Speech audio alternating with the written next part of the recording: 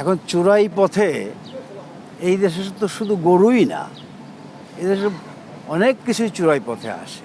খামারি তারা তো একদম পথে বসে যাবে যদি এইভাবে গরু ঢুকতে থাকে। না, এটা নিয়ে আসলে আপনাদের কিছু করার আপনি কথাটা এইভাবে বলা ঠিক না। নেই? রাতেও আমরা সময় টেলিভিশনের একজন রিপোর্টার মিয়ানমার সীমান্তে ছিল, সেখানে সারা রাত এই কুরবানি উপলক্ষে একের পর এক গরু ঢুকছে। সেখানে সীমান্ত রক্ষী বা সীমান্তে যে ধরনের নিরাপত্তা থাকার কথা সেটাও লক্ষ্য করা যাচ্ছে না। এবং এই যে যে খামারি তারা তো একদম পথে বসে যাবে যদি এইভাবে গরু ঢুকতে থাকে। না, এটা নিয়ে আসলে আপনাদের কিছু করার আপনি নেই? কথাটা এইভাবে বলা ঠিক না যে খামারিরা পথে বসে যাবে। পথে বসে যাওয়ার কোনো কারণই নেই। এখন চোরাই পথে এই দেশে তো শুধু গরুই না, এই দেশে অনেক কিছুই চোরাই পথে আসে এবং সেই জায়গা চোখের আড়ালে ফাঁকি দিয়ে হয়তো গরুও আসতে পারে।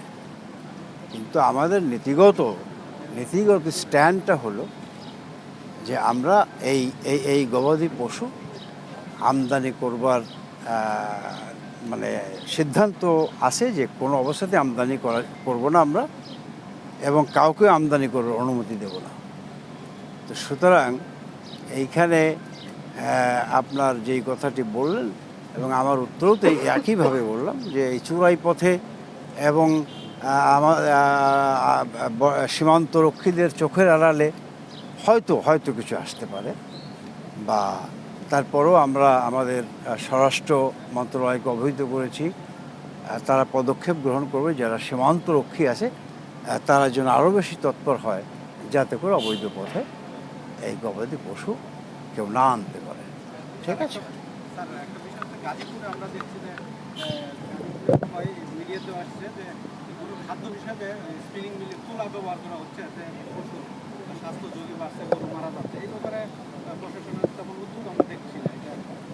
তুলা তুলা খাওয়ানো হচ্ছে, স্পিনিং মিলে যে তুলা, এটা যেহেতু শিল্প কারখানা আশপাশে, এটা স্থানীয় সমস্যা। আমার এই ব্যাপারটি জানা নেই, এটা আমি প্রথম আপনাদের কাছ থেকে শুনলাম। বহু গরু মারা গিয়েছে। হ্যাঁ, তো এরকম অভিযোগ যদি আমি লিখিত পাই বা আনুষ্ঠানিকভাবে পাই, নিশ্চয়ই এর ব্যাপারে ব্যবস্থা নেব। ক্যামেরা একটু কথা বলতে আমার নামই মনে হয় আরলা ফুডস বাংলাদেশ লিমিটেড।